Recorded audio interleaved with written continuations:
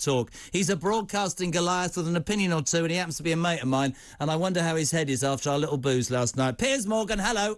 I was about to ask you the same thing, actually. We were two of the last men standing, I noticed. I came out of the loo. I ended up at that table with you and an array of whatever. When I left at 11, I don't know which way you went, the entire party had finished. The hedges had been taken down. The security guards had gone back to Washington. I felt like I was in the middle of Hyde Park on my own. Did you feel the same? It was very strange. It was like the party had officially ended and then been removed, and you and I had stayed there a little too late. That was what my reading of the situation was. It was a very entertaining evening, and you were on sparkling form, as always. So were you, my friend, and good luck tonight. I hope you have a nice time. Listen, before we talk about the show, because I'm very excited about your show tonight, because I'm a massive golf fan, these strikes, what do you make of Mick Lynch and his Marxist mob, pal? Not a lot. I think the timing is appalling. You know, I'm sitting in a car right now, gone about 500 yards in 20 minutes, and I'm looking around, a lot of very angry people. A lot of people can't get to important things they need to get to. A lot of people can't get to work who want to get to work.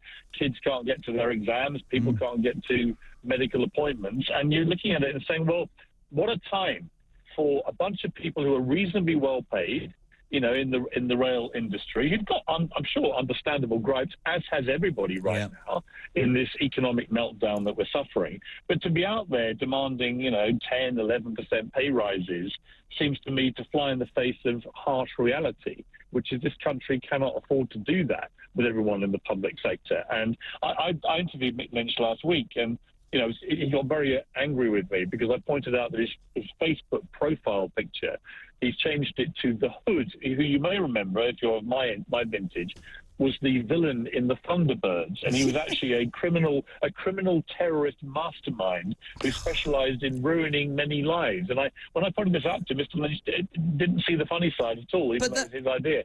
But my point being was, I said to him, look, why do you think right now there'll be a public mood coming out of a pandemic, which has been hellish for everybody, with a war raging in Ukraine, with all the spin-off effects of that on our economy, with everybody, you know, with food banks rising, all this kind of stuff going on? Why do you think the public are going to be on your side when you're going to paralyse much of England? And do you know, I agree. He didn't really have a coherent answer. But, no, he wouldn't, because tonally, you're absolutely right. I think the acknowledgement that there are many, many people suffering is spot on. I talk about jams on the show, Piers, all the time. They're just about managing the people who aren't on benefits, the people who are working 12-hour shifts to just put food on the table and get by.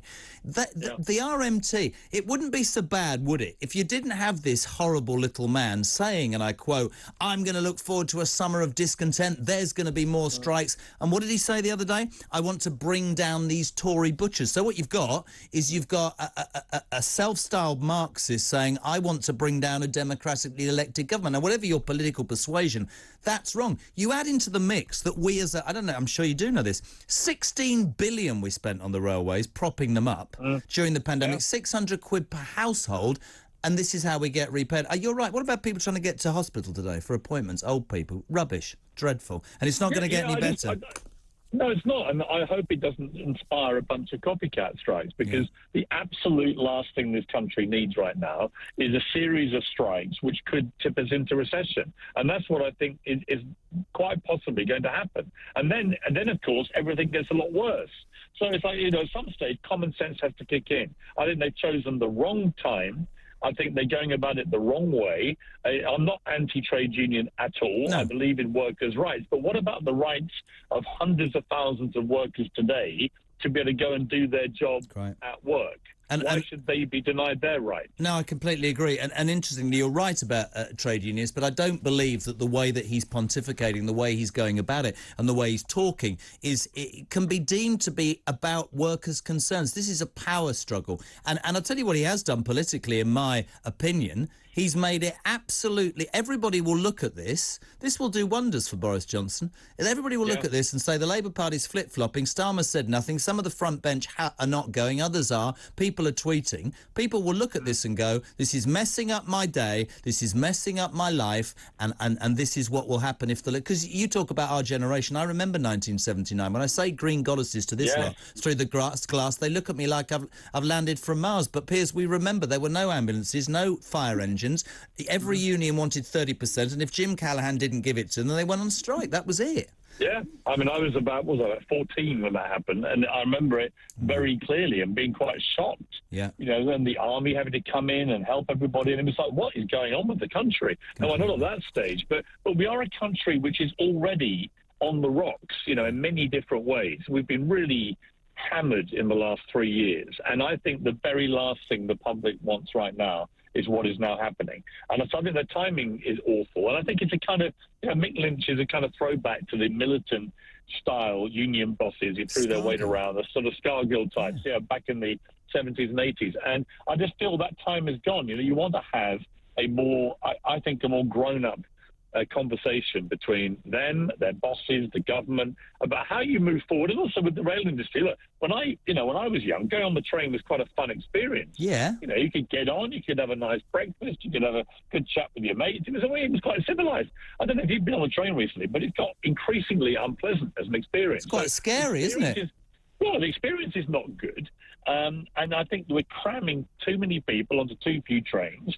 And there's also a lot of danger for the workers on the tracks. And, of course, part of this conversation that's going on with them right now is they want to modernise a lot of that work so that you get drones and all the rest of it to do a lot of the... So that the business survives, mate. So the business survives, right? You're right. Which you wouldn't have done if the government hadn't bailed them out in the pandemic. So I do think it's a sort of needless slap in the face for people who've actually been trying to help the rail industry for the last 2 years. I don't think it will resonate with a lot of people. Listen, mate, tonight, let's talk about Caitlyn Jenner, and then I want to talk about Matt Fitzpatrick, because that is some interview, because I'm a massive golf fan. Caitlyn Jenner tonight on the show. Tell me more.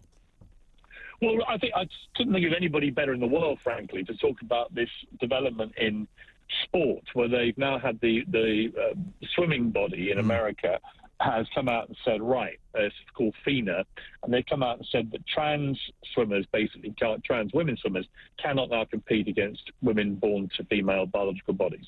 I think this is a victory just for common sense. It's not about being transphobic or hateful to anybody. It's about the cold, hard reality that in sport, trans women who are born to male biological bodies have an obvious, clear physical advantage. And you saw it in the form of this swimmer called Leah Thomas, who's an American swimmer, who was a very average male swimmer through her teens, and then transitioned into a woman who's suddenly a world beater and beating the women sometimes by 50 seconds in some of the longer races. This clearly is unfair. So they've come down on this. I think rugby league has now followed. Other sports are due to follow as well. And to me, it's common sense correction. So Caitlyn Jenner, I mean, for any of your viewers who are not aware of her story, but she, of course, used to be Bruce Jenner, who was an Olympic gold medal winning decathlete, an all-American male athlete hero.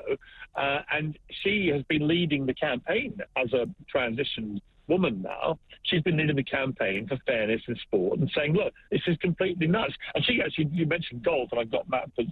Can I just move on to this? This is brilliant, because I'm sorry, mate, you know what it's like with our brain. US Open at Brookline at the weekend. Matt Fitzpatrick from Sheffield, 27 years of age, the third only Briton behind Tony Jacklin and, of course, Justin Rose to win. Held off the American Challenge. Going to be the next superstar. What a great interview that's going to be. This guy's a golf nerd. Do you know that, Piers? We are, but do you know he is a massive guy. He has written down every shot he's played for the last 12 years. I can't wait to see the interview. I know that because I've played 2 rounds with him.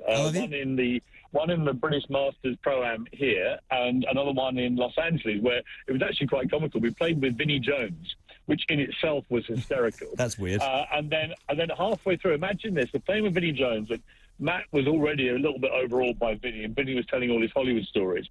And shamelessly name-dropping. And then, can you believe, at the 9th hole, Joe Pesci from Goodfellas turns up in a golf buggy and then follows us round for 9 more holes, telling stories about De Niro, Scorsese, Pacino, and then every now and again, giving Matt Fitzpatrick death stares to try and put him off his putting, which was incredibly successful to the extent that Matt could barely putt that afternoon. But I mentioned it to him last night by text to Matt Fitzpatrick as he was celebrating, and he said it was one of the most surreal but brilliant days he's ever had in golf. Not winning the US Open, when he played with Vinnie Jones, me and Joe Pesci. Listen, you'll understand I have to go out break-wise. Fantastic to have you on, buddy. Great to see you last night. And the show tonight will be fantastic. Caitlin Jenner and Matt Fitzpatrick. And I need to play golf with you soon, all right, bud? Take care. Love it, mate. And enjoying your show enormously. Good luck, mate. Good man. Thanks. Piers Morgan on talkTV Drive.